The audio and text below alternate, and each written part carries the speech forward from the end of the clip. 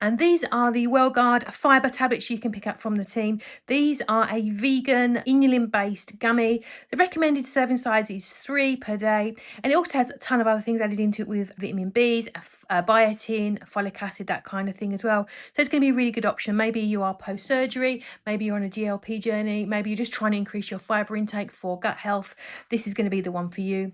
It comes in this carton of 90 and it has this screw top lid. It does normally have a foil in it, which I've removed. And yeah, these are the gummies. So the recommended daily dose is 3. Some people only have 1 or 2, whatever works for you. And they are chewable, so don't have them whole. You can just chew on them like a little sweetie. And yeah, these are ones that are the most popular. I've seen them everywhere and people rave about them. I've had them. This is my 3rd one.